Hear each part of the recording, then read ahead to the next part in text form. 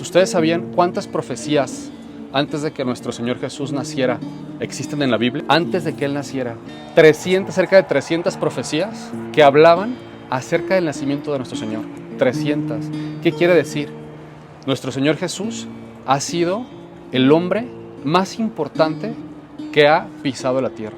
Generaciones atrás lo esperaban y lo esperaban y lo esperaban. Había 300 profecías de Él. Cuando llega nuestro Señor Jesús a esta tierra, Él en tan solo 3 años tuvo la capacidad de partir la historia del mundo en dos. Y justamente pasa así con tu vida y con mi vida. No sé si ustedes han dado cuenta cuando acercan a Dios, cómo eres uno antes del Señor y eres otro después. ¿Por qué? Porque Él es Dios. Entonces, imagínense el poder de nuestro Señor Jesucristo, que Él en tan solo 3 años de ministerio, 3 años y medio, pudo partir la historia del mundo. Vivimos en un 2024 después de Cristo y eso, la verdad, se merece un aplauso al Señor, ¿no? Amén. Se merece un aplauso al Señor. Nuestro Señor Jesús ha sido el hombre más importante antes de nacer y después de Él también. ¿Por qué? Celebramos su Navidad, su nacimiento. Si se fijan, es inclusive, o no sé ustedes, pero para mí Navidad es el mes más bello de todo el año. Se siente hasta un espíritu, es algo que proviene de Él, es algo como celestial. Se siente bonito, se siente la paz, puedes estar con tu familia. Si nunca le dices a tu hijo, a tu hermano, te amo, es el momento de que lo abrazas. ¿Por qué? Porque hay algo en esa fecha. Y celebramos justamente su nacimiento. Semana Santa, Semana Pascua, si se fijan, todas esas fechas, todos esos momentos importantes en nuestro año conmemoran lo que hizo nuestro Señor Jesús. Y tú puedes decir, oye, pero qué impresionante, ¿no? Que nuestro Señor Jesús decidió Él bajar en un estado humilde. En 3 años pudo partir la historia de la humanidad. O sea, yo así, de verdad te pones a pensar, dime qué rey, dime qué profeta, dime qué presidente, dime qué escritor, dime qué persona tiene la capacidad de partir la historia. Ninguno. Y justamente de ese Señor, de nuestro Señor Jesús, quiero hablar el día de hoy. Quiero que ahondemos en su palabra y justamente hablando de este tema, de lo de las profecías, quiero ejemplificarles solamente 4. Hay cerca de 300 en el Antiguo Testamento. ¿Por qué el Antiguo Testamento? El Antiguo Testamento, como les decía, Antiguo Testamento y Nuevo Testamento, el Antiguo habla acerca de antes de Jesús. Y quiero mostrarles en la palabra de Dios solamente 4 de ellas y me gustaría que me acompañaran al libro de Isaías. Isaías capítulo 9, versículo 6 y 7. Vamos a leerlo, ¿va? Dice así: porque un niño nos es nacido, hijo nos es dado, el principado sobre su hombro, y se llamará su nombre admirable, consejero, Dios fuerte, Padre eterno, príncipe de paz. Fíjense cómo describe este versículo a nuestro Señor Jesús. Admirable, consejero. Cuando tenemos un problema, solemos ir con el menos indicado a que nos dé un consejo. Es la verdad. Y no sabemos que aquí está la solución. Ese consejo que tú necesitas en tu necesidad está en la palabra de Dios. A veces es el último en nuestra lista. Y curiosamente, cuando estamos en el hoyo y nos acercamos a Él, es cuando encontramos la salida. Es algo bien curioso. ¿Quién fue Isaías? Isaías fue un profeta, vivió 740 años antes de Jesús. 740 años se escribió esto. Ahora, quiero que vayamos a otro que es el Isaías 53. 3. Vamos a leer del 3 a lo que es el 6. Dice: despreciado y desechado entre los hombres, varón de dolores, experimentó el quebranto, y como escondimos de él el rostro, fue menospreciado y no le estimamos. Dice: ciertamente llevó él nuestras enfermedades, sufrió nuestros pecados, nosotros le tuvimos por azotado, por herido de Dios y abatido. Mas él herido, fíjense qué bonito versículo, dice: mas él herido por nuestras rebeliones, molido por nuestros pecados. El castigo de nuestra paz fue sobre él, y por sus llagas fuimos nosotros curados. Dice, todos nosotros nos descarriamos como ovejas, cada cual se apartó por a su camino, mas Jehová cargó en él el pecado de todos nosotros. Tú y yo tenemos si nos sacaran la factura que le demos al Señor, o sea, es un cuentón, ¿no? Como cuando vas al restaurante con tus amigos y te sacan el cuentón. Yo creo que ni siquiera se compara lo que tú y yo debemos pagar por las cosas malas que hemos hecho. Pero Él decidió en una cruz. Fíjense lo que cantábamos hace rato. Es bien importante identificar lo que cantamos. ¿Qué decía esa canción, Abner? Derramo el perfume. Después. Sin que me importe nada. No hay nada en este mundo que se iguale a tu mirada. Perfecta fue esa cruz. Perfecta fue esa cruz. La que me dio el acceso. Que me dio el acceso. Para poder hallarte. Para poder hallarte en mi lugar secreto. O sea, esa cruz a nosotros, ese sacrificio en la cruz de Jesús por nosotros, nos dio un acceso a algo que era imposible para nosotros. Era imposible para ti, para mí, acercarnos a nuestro Dios. Y Jesús fue ese camino que nos llevó a Él. Mediante un sacrificio que le costó el sacrificio de Jesús es el regalo más hermoso que existe en esta tierra. Por eso en diciembre conmemoramos Navidad con regalos. El regalo es una dádiva. Cuando tú aceptas al Señor Jesús en tu corazón, la Biblia dice, cuando tú lo aceptas en tu corazón y lo confías con tu boca, Dios te da esa dádiva, ese regalo de la vida eterna. Entonces nosotros manifestamos eso mediante esos regalos. Yo no sé si ustedes sabían, pero eso es real. Llega 24 y ahí te va un regalo, ¿por qué? Porque estamos nosotros conmemorando el sacrificio que hizo Cristo por nosotros en una cruz. Y eso es algo de la cual le debemos agradecer todos los días. Y por lo cual no solamente agradecer, sino también vivir a la altura de ese sacrificio. Porque ese sacrificio que hizo el Señor Jesús en la cruz fue gratis para ti, pero no fue barata. Le costó al Señor todo. Al Señor Jesús le costó todo. Todo le costó. Ha sido el precio más alto que se ha pagado por alguien. Por eso Jesús decía, aquel que da la vida por sus amigos es una persona que realmente ama. Entonces el Señor Jesús murió por nosotros en esa cruz. Y nosotros debemos de hacer. La Biblia dice que tenemos que tener fe en nuestro corazón de que Él hizo eso. Y cuando tú tienes fe de que el Señor entregó por ti ese sacrificio tan grande, empieza a caer sobre ti perdón de pecados, tus errores, tus transgresiones. Eres sanado. El Señor te sana tu alma. Porque hay dos enfermedades, la del corazón y la del cuerpo. Es más peligrosa la del alma. A veces decimos, ay, me duele, acá tengo 3 meses con un dolor en la cadera. Pero probablemente si tienes un dolor en el corazón, ese es más peligroso. Y el Señor tiene el poder para desarraigar eso de nuestro corazón. Ahora, me gustaría que fuéramos al libro de Zacarías 9:9. Alégrate mucho, hija de Sión, da voces de júbilo, hija de Jerusalén. He aquí, tu rey vendrá a ti, justo y salvador, humilde, cabalgando sobre un asno, sobre un pollino, hijo de asna. ¿Recuerdan ustedes cómo entró nuestro Señor Jesús a Jerusalén? En un asno. Ahora, ¿quién fue Zacarías? Zacarías fue un profeta que nació 500 años antes de nuestro Señor Jesús. 500 años. Años atrás, antes, o sea, 2000, 3000 años antes de que naciera nuestro Señor Jesús, ya se estaban escribiendo acerca de Él, acerca de su nacimiento, acerca del nacimiento de aquel que iba a morir por tus pecados. Les repito, Jesús ha sido el hombre más importante antes de su nacimiento y después de Él.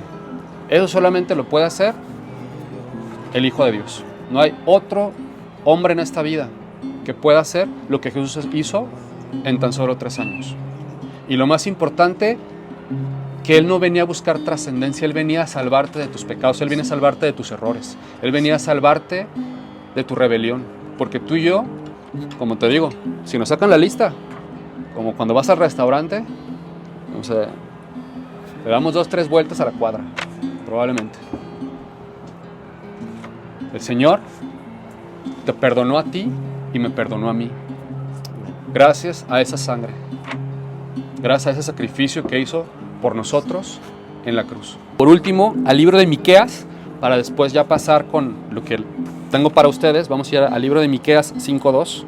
Pero tú, Belén, pequeña para estar entre las familias de Judá, de ti saldrá el que será el Señor en Israel.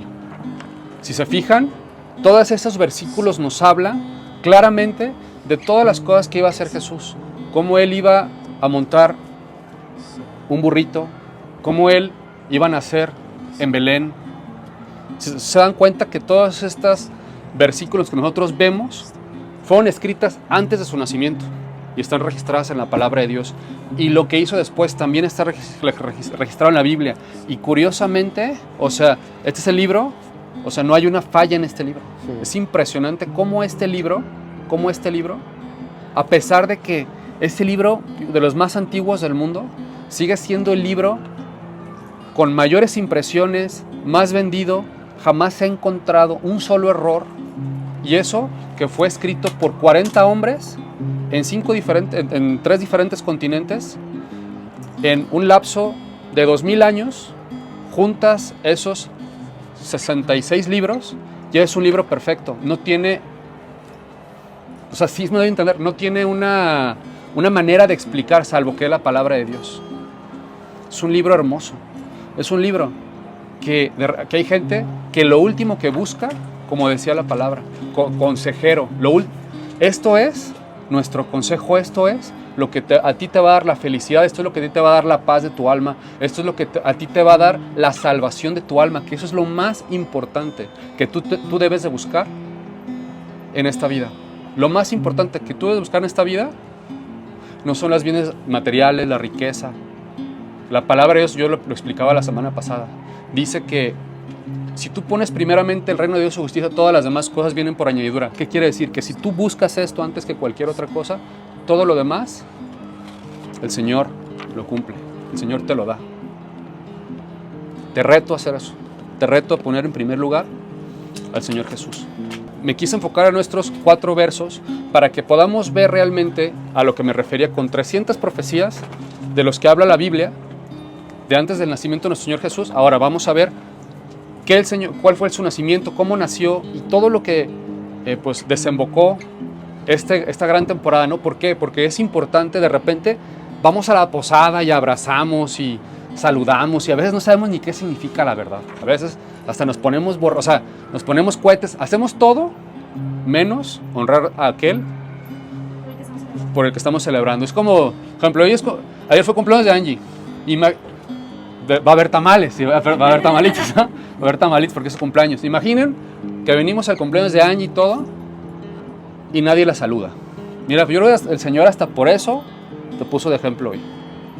Imaginen que ustedes van a un cumpleaños a celebrar a alguien, como hoy, ahí están los tamalitos, y órale, te echas un tamal y te vas a tu casa, ¿no? Y no le das un abrazo a esa persona que te invitó, a esa persona de la cual se está celebrando. Es igual a Navidad. Estamos celebrando el nacimiento de aquel que murió por ti y por mí. Eso se merece una honra al Hijo de Dios. Eso se merece una honra al Hijo de Dios. ¿Ok? Me gustaría que fuéramos al libro de Mateo. Mateo 1:18. ¿Ya están ahí? Dice así: el nacimiento de Jesucristo fue así. Estando desposada María su madre con José, antes de que se juntasen, se halló que había concebido del Espíritu Santo. José su marido, fíjense, esto es bien importante lo que dice la palabra. José su marido, como era justo, no quería, ¿qué dice? No quería infamarla y quiso dejarla secretamente. A ver, pónganse en el lugar de José, porque obviamente vemos, la verdad, vamos que a la posada o vamos que a andar es ahí un nacimiento enorme. Pónganse realmente, o sea, métanse en la cabeza de José. Imaginen que ustedes tienen una pareja y de repente, o sea, que son hombre y de repente le dice a la novia, estoy embarazada. O sea, ¿qué dirían ustedes? O sea, pónganse en la mente de José. ¿Qué debe haber dicho? ¿Por qué quiso dejar José a María? Porque José pensó que María había cometido un acto ilícito. Entonces José, dentro de él estaba el dejar a María. Y fíjense lo que le dice el ángel. Dice, y pasando esto, he aquí un ángel del Señor le apareció en sueños y le dijo, José, hijo de David, no temas a recibir María tu mujer, porque lo que en ella es, engendrado del Espíritu Santo es, y dará a luz un hijo, y llamará su nombre Jesús, porque él salvará a su pueblo de sus pecados. Jesús significa el Salvador.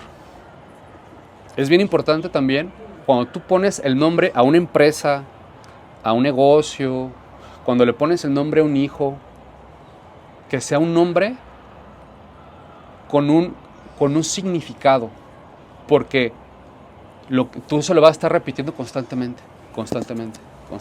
La gente que le dice fracasado, eres un fracasado, eres un perdedor. Al hijo, ¿sabes qué le estás haciendo en su cabeza? Le estás contaminando con basura el corazón. ¿Y qué va a pasar? Que ese niño el día de mañana va a creer que ese niño es un perdedor. Pero bueno, no me quiero meter ese tema se va a tocar otro día, porque es un tema importante. Pero aquí vemos por qué le puso Jesús a nuestro Señor. Porque era el significado del nombre. Lo que Él iba a hacer por ti y por mí, que era salvarnos. ¿Salvarnos de qué? De nuestra maldad, de las cosas que tú y yo hemos hecho mal. El Señor vino a rescatarnos de eso. Entonces por eso le puso Jesús. Después nos vamos a ir a 23 en medio, dice, y llamará su nombre Emmanuel, que traducido es Dios con nosotros. Ustedes sabían que no se lee mucho más de José. O sea, leemos de María más adelante, pero no leemos de José. No sabemos si José murió.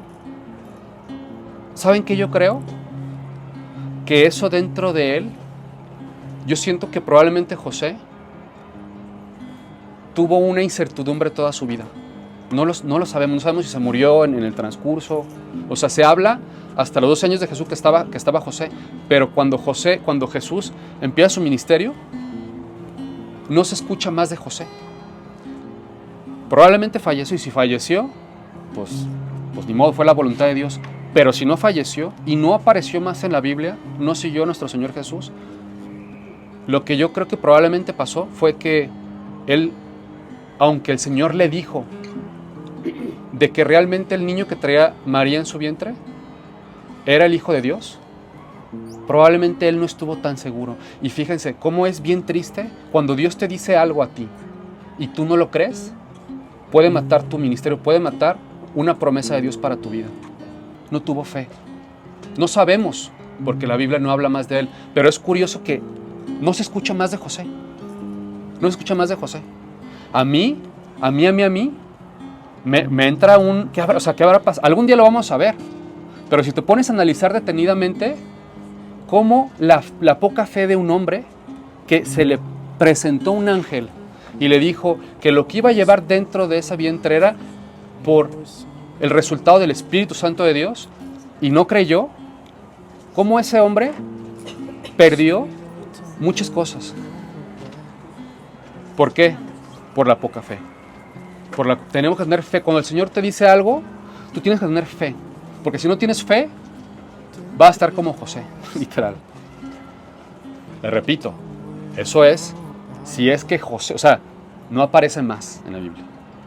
Entonces, pues nos da una clave de que cuando Dios te dice algo, tú tienes que tener la suficiente fe para creerla, para tomarla, la promesa, y literal, darle para adelante, ¿va?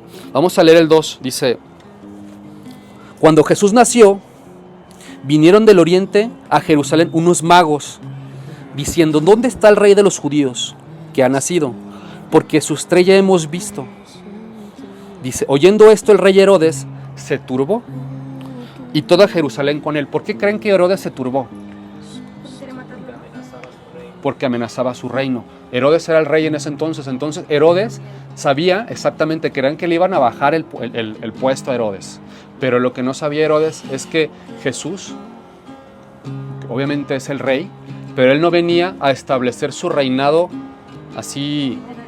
Él venía, la Biblia dice que eso va a pasar posteriormente, pero él, su primera venida a nuestro Señor Jesucristo, él era para sufrir lo que tú y yo teníamos que haber sufrido. La Biblia dice que él nos rescató de la maldición de la ley. Si nosotros leemos el Antiguo Testamento, cuando alguien pecaba, literal, era hasta apedreado.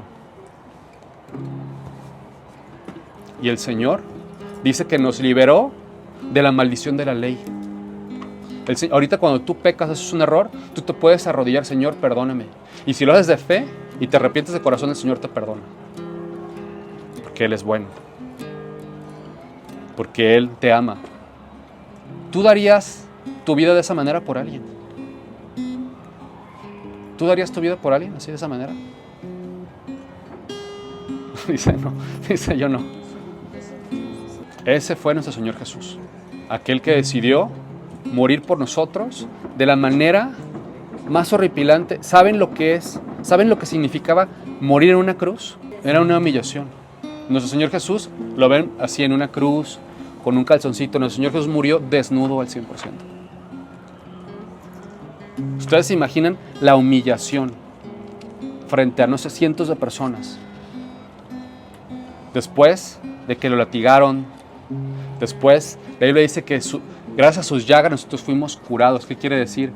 Que con látigo, con púas, Él mientras que estaba en una cruz, se estaba desangrando.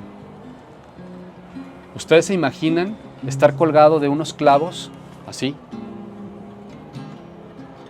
Tu cuerpo, literal, está pues, regido por la ley de gravedad. Ponte así en una cruz, con tus manos en una clavada horas y tus pies.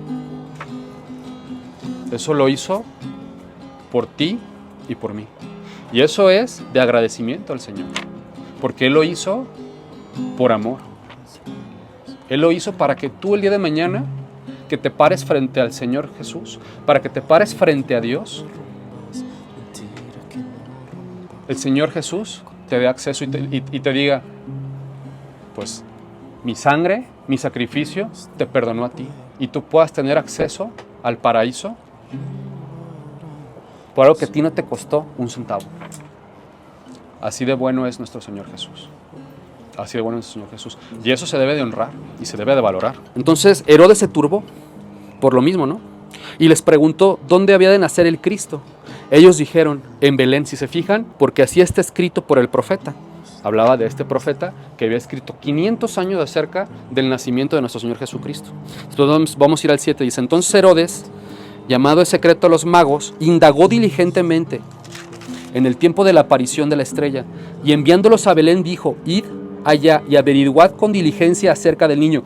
Herodes le decía a los reyes magos que le dijeran dónde, porque según eso Herodes iba a ir a presentarle una ofrenda. Se supone que Herodes iba a ir, pero realmente Herodes lo que quería era matar a Jesús. O sea, eran hombres que leían la escritura, conocían perfectamente las profecías que yo ahorita les estoy narrando. Dice, ellos habiendo oído al rey, se fueron siguiendo la estrella. Entonces se detuvo sobre donde estaba el niño, y al ver la estrella se regocijaron con muy grande gozo. Y al entrar en la casa vieron al niño con su madre María, y postrándose a Jesús, ¿qué dice? Le adoraron, y abriendo sus tesoros le ofrecieron presentes, oro, incienso y mirra. Importantísimo, todo esto es profético. De repente es bien común que oro, ustedes saben por qué se le ofreció oro, incienso y mirra. 3 significados. Oro, simbolismo de realeza, era como Jesús es el rey, le ofrecieron oro. Incienso, ¿saben por qué incienso? Incienso era utilizado anteriormente por el pueblo judío como un símbolo, como de eso se hacía en la tradición judía como para presentar ofrendas. Jesús era como una ofrenda, era un sacrificio. Entonces el sacrificio que hizo Jesús en la cruz, por eso le regalaron lo que es incienso. ¿Y saben qué es mirra? ¿Saben lo que es la mirra? La mirra es como una resina de un árbol que la cortan y con esa resina embalsaman los cuerpos. ¿Y eso qué hace? Que haya como un olor en el cuerpo de una persona que está embalsamada, como en el tiempo de los, ¿cómo se llama?, de los egipcios y eso. ¿Ustedes por qué creen que le ofrecieron mirra a Jesús? Porque iba a ser el cordero inmolado. Ellos ya sabían que Jesús venía a morir por ti y por mí. Los reyes magos ya sabían que Jesús venía a este mundo a morir por nuestros pecados. Por eso le ofrecieron oro, incienso y mirra. Estas son cosas importantes de conocer. O sea, ¿y por qué se decidió hablar de este tema de hoy? Porque estamos en un tiempo muy bello. Estamos en un mes Para mí, la verdad, el mes más bonito del año. Es el mes donde tú puedes acercarte con tu familia, le puedes decir que la amas a tu mamá, a tu papá, y le das el abrazo y le das el regalo. Entonces sí es importante conmemorar este mes, ¿no? Entonces por eso estamos profundizando en lo que dice la Escritura. Pero siendo avisados por revelación en sueños, que no volviesen Herodes. ¿Quién fue avisado en sueños? Los Reyes Magos. ¿Quién les habló? El Espíritu Santo de Dios les dijo que no regresaran a Herodes, porque Dios sabía que Herodes lo que quería era quitarle la vida a nuestro Señor, ¿no? Entonces le dijeron a los Reyes Magos y ellos no regresaron, ellos se fueron por otro lugar. Entonces fíjense ahí, ¿qué quiere decir? Dios habla por sueños. Cuando dices que Dios, si alguno de ustedes ha tenido algún sueño que usted dice, no, esto fue Dios, ¿les ha pasado? ¿Sí? Ok, hagan caso a eso y no se olviden. ¿Por qué? Porque es Dios hablando. Y repetimos, cuando Dios te habla, cuando Dios habla, Dios cumple. La Biblia dice que Dios no es hijo de hombre para mentir, ni hombre para arrepentirse, que lo que Él dice se va a cumplir. Entonces, todo lo que el Señor te diga, ya sea por medio de alguien que es un hijo suyo, de un sueño, de repente tú te puedes dar, hasta en redes sociales Dios te puede hablar. Es impresionante. Cuando Dios te quiere hablar, Dios te va a hablar, Dios se va a encargar de hablarte. Cuando Dios te habla, tú tienes que agarrar eso, porque si no, te puede costar, de verdad, te puede costar hasta la vida. Si no hubiera hecho caso, José y María, ¿qué hubiera pasado? ¿Qué hubiera pasado? Pero hizo caso. Cuando Dios te habla, tienes que hacer caso. A veces va a ser difícil. A veces te va a costar. A veces no vas a entender con claridad. Pero cuando Dios te habla, ejecuta en fe. ¿Y sabes qué? Vas a ver la mano de Dios obrando sobre tu vida. Así fue como lo pasó con José y María. Y ahorita tú y yo gozamos de una eternidad gracias a nuestro Señor Jesús, que decidió morir por ti y por mí en una cruz. Después que partieron ellos, he aquí un ángel del Señor apareció en sueños a José y dijo: levántate, toma al niño y a su madre y huye a Egipto y permanece allá hasta que yo te diga. ¿Qué pasó? El Señor le dijo que se fuera, ¿a dónde? A Egipto, ok. ¿Qué quiere decir? Que nuestro Señor Jesús sí vivió en Egipto un tiempo. Los primeros años de su vida probablemente, no sabemos, lo dice, pero probablemente 1 o 2 añitos, nuestro Señor Jesús vivió en Egipto. Dice, y permanece allá hasta que yo te diga, porque acontecerá que que Herodes buscará al niño para matarlo. Y él despertando tomó al niño y a su madre y se fue a Egipto y estuvo allá hasta la muerte de Herodes, para que se cumpliese lo que dijo el Señor por medio del profeta, cuando dijo: de Egipto llamé a mi hijo. Ustedes saben qué significa Egipto en tema profético. Egipto significa desierto. Es un desierto. Hay veces que esto es para ti y para mí. Dios nos llama desde el desierto de tu corazón, porque hay un desierto en tu corazón que necesita ser llenado. Ese desierto necesita ser llenado. Si no, por eso estamos tristes, por eso inclusive que somos prósperos, estamos vacíos. Dios llama a las personas que están en el desierto. Ese desierto puede significar un problema económico, puede significar un problema con tu pareja, un cáncer, una enfermedad terminal, ciertas cosas que sabemos que nos vulneran, pero en esas situaciones el Señor promete estar contigo y conmigo. Dios decía que llamó Él a su hijo de Egipto. A mí me sacó de Egipto, a mí me sacó del desierto y me dio vida, y a ti también. Herodes entonces, cuando se vio burlado por los magos, se enojó mucho y mandó a matar a todos los niños menores de 2 años. Fíjense, este hombre loco mandó a matar a todos los niños menores de 2 años, porque dijo, se burlaron de mí, y como estaba aferrado a que el Hijo de Dios no naciera, porque él creía que le iban a bajar el puesto, ¿qué dijo? Pues todos parejos, y agarró y mató a todos. Siempre cuando viene algo, fíjense, siempre cuando venga algo a tu vida grande, siempre van a haber obstáculos. Cuando tú veas un obstáculo fuerte en tu vida, es porque si tú sigues en fe, después de ese obstáculo, viene algo grande. Pero tenemos que tener discernimiento para entender cuándo proviene de Dios y qué es lo que tenemos que hacer, cómo es que nosotros tenemos que actuar. Siempre, siempre, siempre se va a necesitar la fe, porque sin fe, José y María, pues, hubieran perdido una gran bendición, y tú y yo también. ¿Va? Entonces es bien importante nosotros, pues bueno, entender esto, ¿va? Me gustaría que leyéramos, que fuéramos al libro de Romanos 7. Yo te pregunto a ti, ¿tú sabes quién es tu peor enemigo?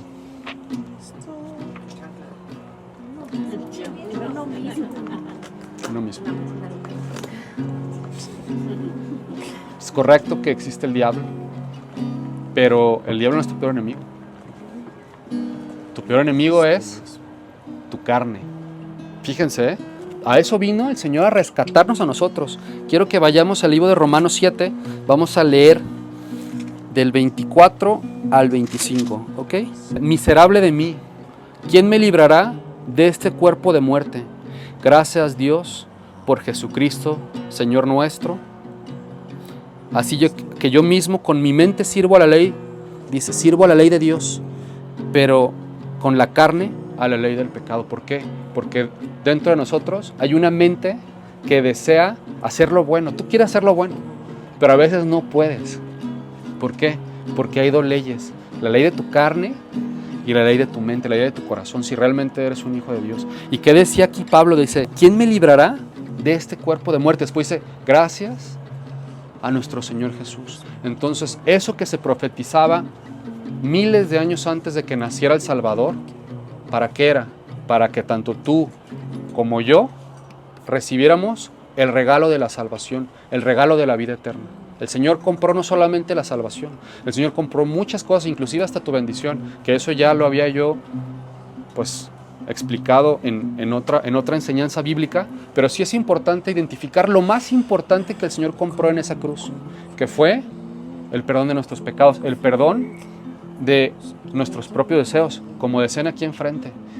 Tú, o sea, tu propia carne es tu peor enemigo. O sea, no quiere decir que, no, o sea, ¿por qué? Porque nosotros queremos, o sea, deseamos hacer el mal, o sea, nos gusta hacer el mal.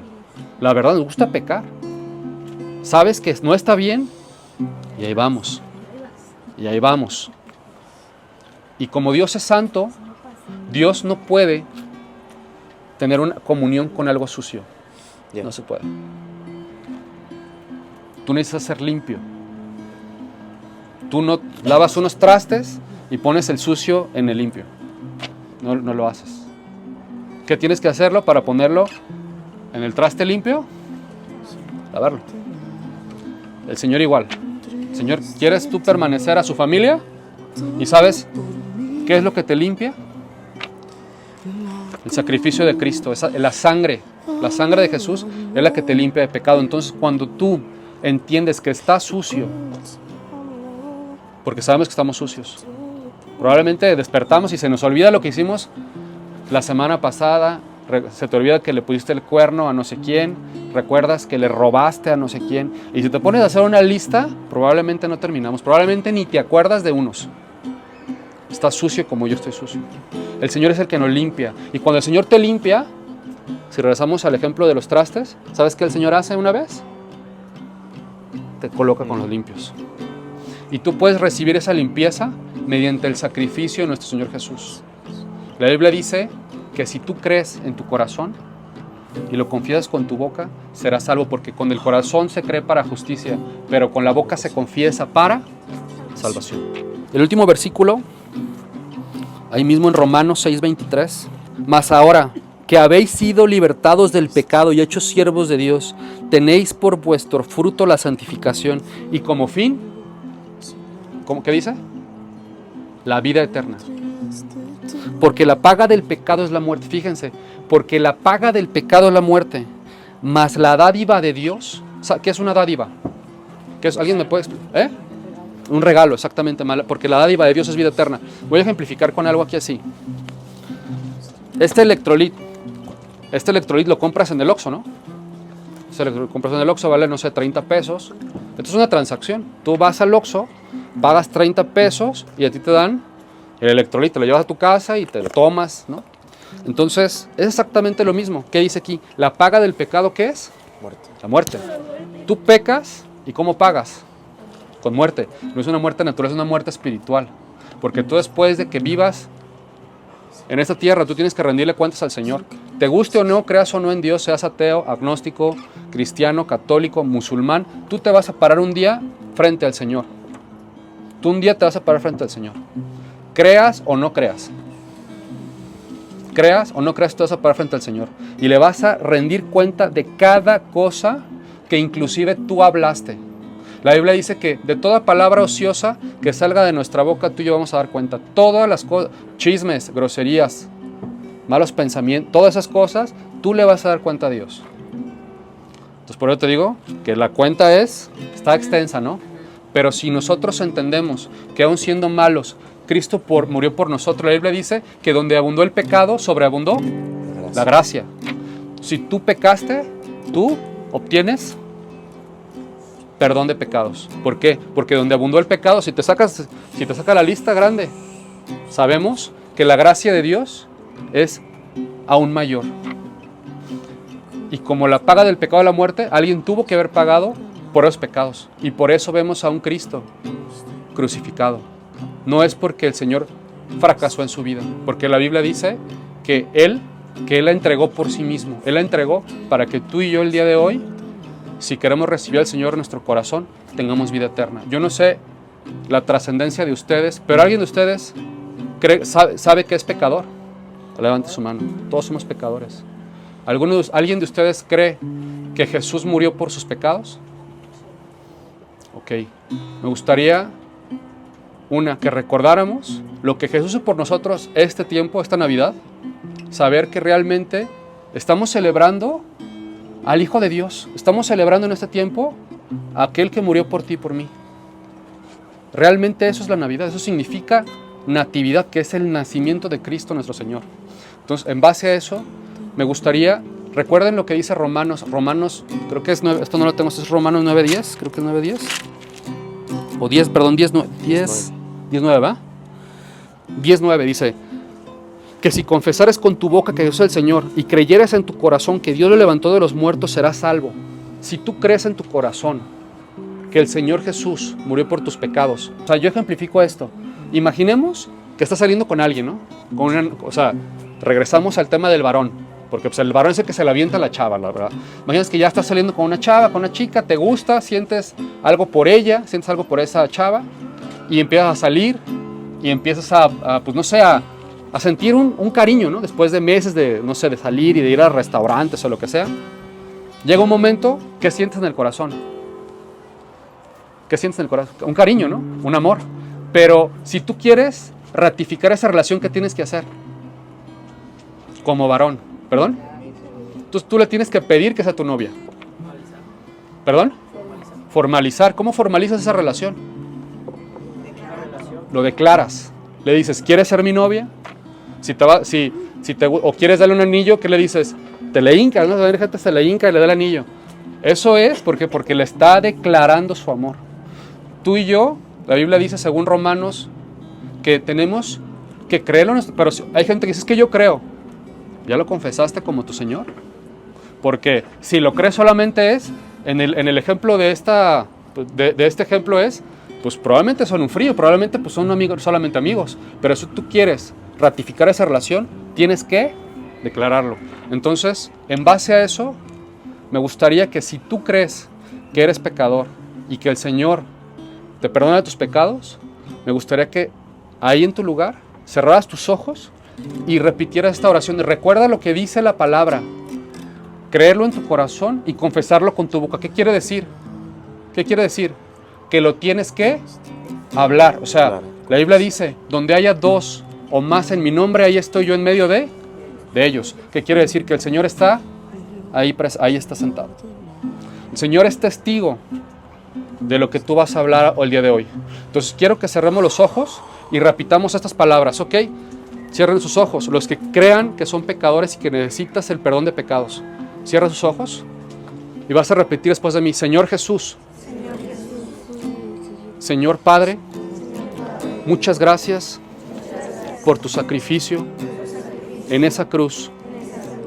Muchas gracias porque yo sé que soy pecador, pero también sé, porque lo dice tu palabra, que si yo creo en mi corazón y confieso con mi boca que el Padre Celestial te levantó de los muertos, tendré vida eterna.